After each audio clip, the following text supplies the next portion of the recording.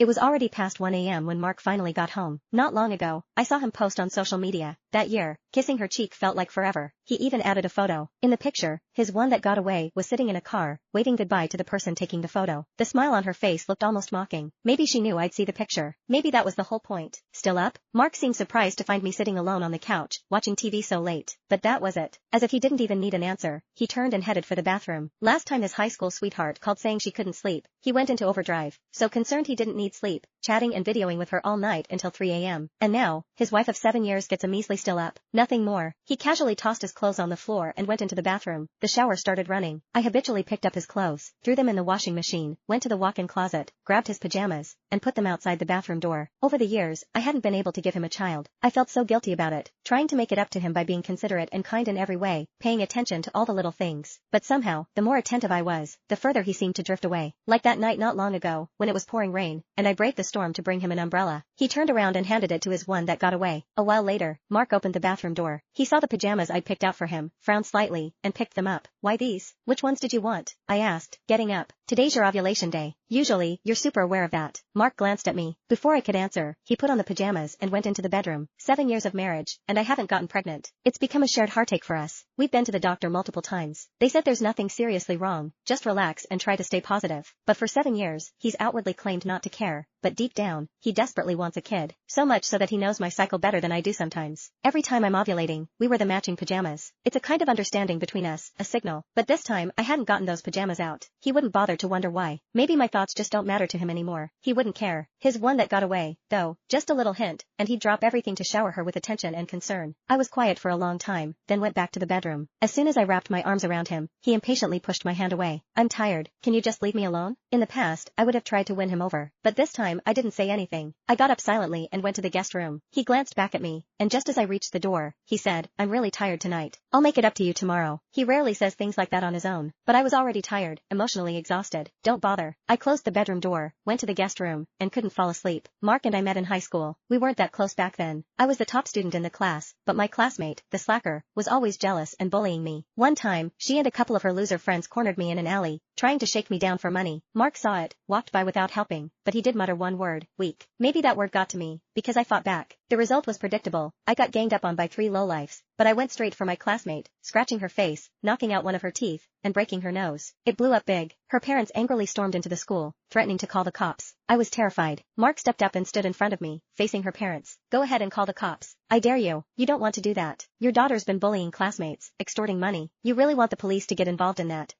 find out all the details? I don't know if she'll do jail time,